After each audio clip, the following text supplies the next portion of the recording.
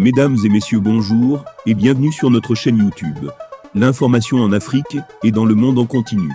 Ici, nous n'avons qu'un seul objectif, c'est de vous informer autant que possible sur l'actualité, la politique, l'économie et bien d'autres. Alors si vous êtes nouveau, abonnez-vous et activez aussi la cloche de notification pour ne rien manquer des informations à venir.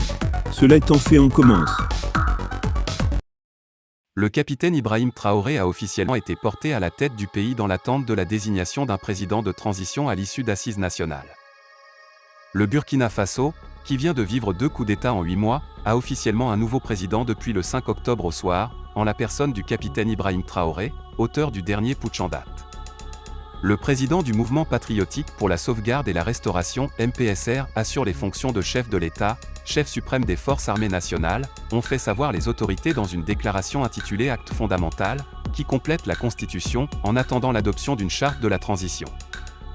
Cette déclaration a été lue par le capitaine Kiswansida Farouk Azaria Sorgo, porte-parole du MPSR, lors d'une émission spéciale diffusée à la télévision nationale.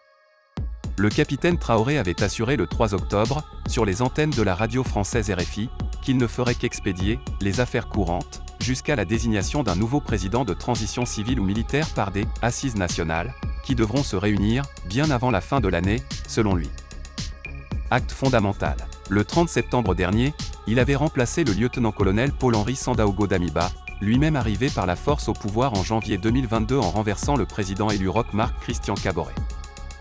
L'acte adopté le 5 octobre précise qu'en attendant la mise en place des organes de la transition, le MPSR est garant de l'indépendance nationale, de l'intégrité du territoire, de la permanence et de la continuité de l'État, du respect des traités et accords internationaux auxquels le Burkina Faso est partie. La Constitution, suspendue après le putsch, a été rétablie et s'applique à l'exception de ses dispositions contraires à l'acte fondamental.